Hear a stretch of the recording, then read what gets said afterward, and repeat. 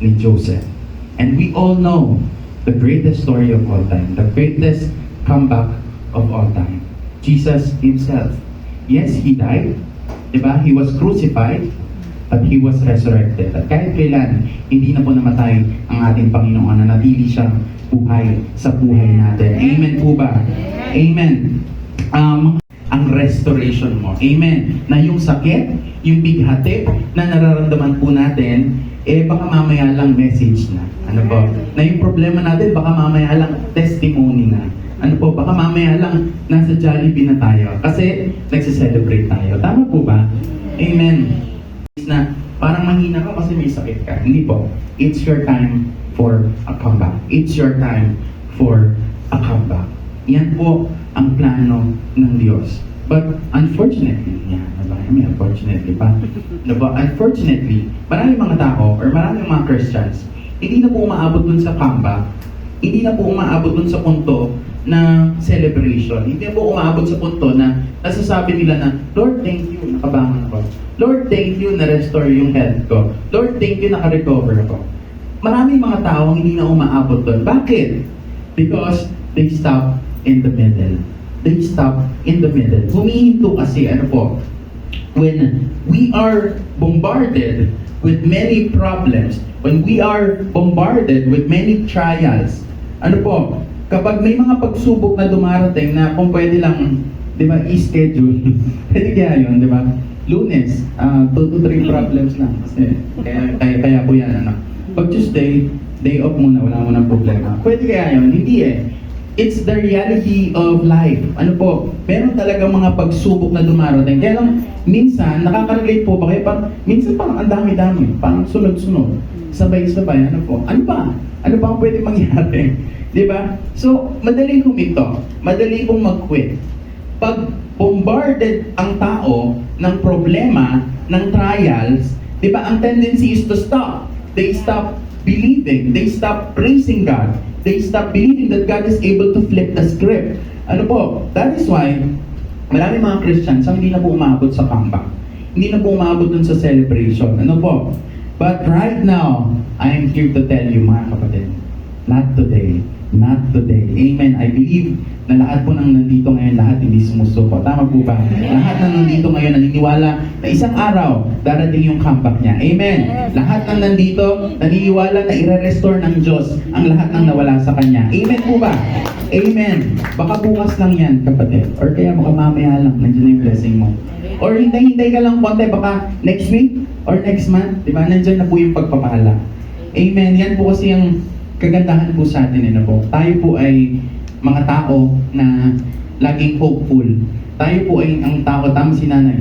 Tayo po ang tao na hindi nawawalan ng pag-asa. Amen. Bakit? Kasi PPF yata to parts. Diba? Lahat ng plano na yon, lahat maganda. Lahat mabuti. Tama si nanay, lahat mabuti. Amen po ba? And most of the time, ang Diyos, amazing kasi siya talaga eh. Ano po? Marami siyang ways, marami siyang kaparaanan para pagpalain po tayo. Ano po? And minsan, parang meron siyang pinapagawa sa atin na sometimes parang bago para sa atin. Parang unusual. Ano po? Parang hindi tayo sanay. Ano po? Dumarating na po ba sa inyo? Parang may pinapagawa ang Diyos na parang hindi ako pa, parang hindi natural to. Ano po? But the truth is, unique po kasi. Unique ang ways ni Lord para pagpalain tayo.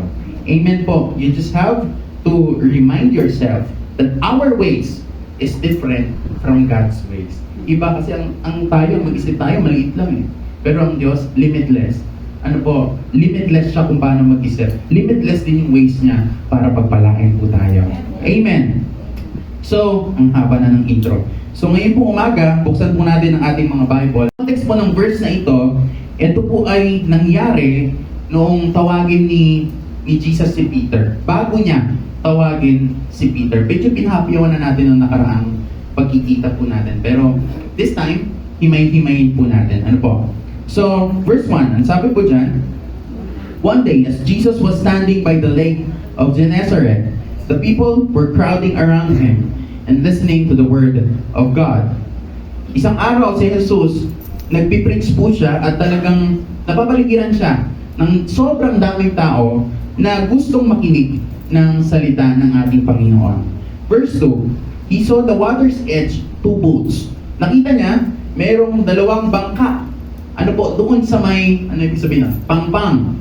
Ano po, left there by the fishermen who were washing their nets. So, yung palang dalawang bangka na yun ay, ano na, pumalaot, dumaong na. Ano po, tapos na silang mangisda. Excuse me po, sorry. Kaya nga sabi dyan, inuhugasan na nila yung lambat nila. So verse 3, sabi dyan, he got into one of the boats, the one belonging to Simon, and asked him to put out a little from shore. So, to get the picture, may nakita si Jesus, isang bangka. Yung isang bangka, sumakay siya. Nagkataon, nandun si Peter. Sabi niya, Simon, pumalakot tayo. Then he sat down and taught the people from the boat. So, yun pala yung nangyari. Ano po, parang ginawa niyang pulpito. Parang ginawa niyang podium. Ano po. So, imagine, para pong ma-imagine nyo, parang ako, si Jesus, nakasakay ako sa boat, kayo yung mga tao na nakikinig kay Jesus. Parang ganun po yung scenario. Ano po, so verse 4, sabi po dyan, when he had finished speaking, he said to Simon, put out into deep water and let down the net for a catch. Nung natapos na siyang magsalita, natapos po siyang mag-preach, kinausap niya si Simon. Sabi niya, O Peter, yung kahuhugas mo na lambat, ihagis mo, mangingisda tayo. So verse 5, ano yung sinabi ni Peter? Sabi niya, Master, we worked hard all night and haven't caught anything. But because you say so, I will let down the nets. So sumagot si Peter. Sabi niya, Boss, magdamag na kaming nangingisda. Magdamag na. Wala talagang huli. Matumal. Ano po? Pero ganun pa man, anong sinabi niya kasunod? Sabi niya, pero dahil sinabi mo, gagawin ko. Sige, mangingisda na. Ihagis ko ang lambat ko. Tulad ng sinabi ko po kanina, on our way sa ating comeback, on our way sa ating restoration, marami pong kaparaanan ng ating Panginoon. Tama po ba? Sometimes, yung kaparaanan ng ating Panginoon unusual. Ano po? Minsan, yun yung hindi natin nakasanayan. Tama po ba? Nakaka-relate po kayo? Yung iba parang bago para sa atin. Ano po? And this story is full of unnatural and unusual things. Ano po? Number 1, yung stranger, nagbibigay ng utos dun sa hindi niya kilala. Remember, ito po yung nangyari. Bago tawagin ni Jesus, si Peter. So, hindi pa kilala ni Peter si Jesus during this time. Ano po? So, hindi pa talaga sila magkakilala.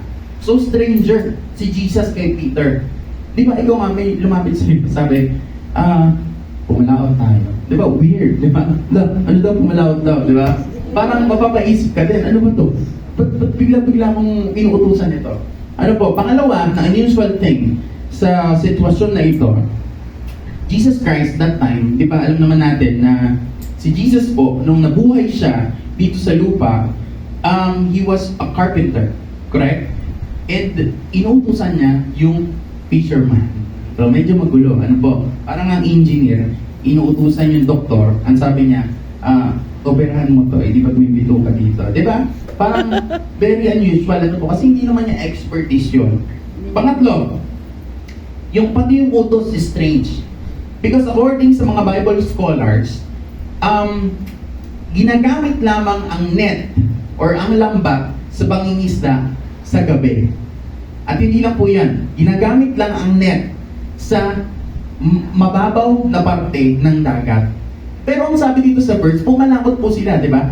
So, ibig sabihin, medyo malalim ito. Ano po? At nangyari itong kwento na ito, umaga, araw. Ano po? So, Peter's response was a classic response. Ano po kasi very unusual itong pinapagawa ni Jesus sa kanya. So, sinabi niya lang yung realidad. Wala ko. Magdamag na ho kami dyan. Matumal po. Wala po talagang huli. Ano po? Sometimes, when God asks us to do the unusual, parang sometimes, we doubt. Sometimes, Yes, correct po. Nagre-reason, nagre-question tayo kasi nakikita natin ang realidad ng buhay. Eh, may sakit ka eh. Eh, may mahirap eh. Parang maraming utang eh. Ano po? Parang hihikaos nga tayo eh. Tapos ganyan. Di ba? Ano po? Kasi nakikita natin kung ano ang realidad ng buhay. So, yung logic ni Peter that time, yung reasoning ni Peter, na parang, Lord, teka lang, wait lang, magdamag na kami walang huli. Ano po? Tapos, sinasabi mo, ihalis ko yung lambat ko. Nasa laot tayo. At umaga ngayon. Ano po? Siguro, nasa isip niya, parang mali. Parang ano to, very unusual to. Parang, it doesn't make sense. Tama po ba? And I know, tayo pong mga tao, tayo pong mga Kristiyano, dumarating din po tayo sa pagkakataon na meron pinapagawa ang Diyos. Na sometimes, it doesn't make sense. Right? Lord, sabi mo gusto mo akong lumaya. Lord, sabi mo gusto mo akong lumaya sa hirap. Lord, sabi mo gusto mo akong lumaya sa bondage. But you're asking me to forgive? Diba? Parang magulo yun ah. Diba? Lord, sabi mo gusto mo akong dumanas ng prosperity. But you're asking me to give? Diba? Parang baliktad yata. Parang hindi. Parang mali. Ano po? It is something that unusual. It is something that is unnatural. Ano po, pero alam po natin, alam niyo po, sa mga ganito pong pagkakataon, doon natin mas lalong pairalin ang ating pananampalataya sa Panginoon. Doon natin mas lalong pairalin ang ating faith. Amen? Kasi kapag ang isip ang nag-operate, di ba we are a triune being, di ba? Spirit, soul, and body. Di ba kapag ang soul and body ang nag-operate sa atin, kasi ano yan eh, yan ang nagre-reason out. Ano po? Yan ang nagsasabi na, oy, may sakit ka. Oy, ikaw mahirap ka. Huwag mo sinasabi yan. Huwag mo sinasabi pangat ng buhay mo. Kasi mahirap ka. Tignan mo nga yung sitwasyon mo. Hindi po. Lagi tayo mag-lean sa spirit natin. Sa faith na binigay sa atin ng ating Panginoon. Amen po ba? Amen. In moments that experiences and reasoning are not enough, let faith come in.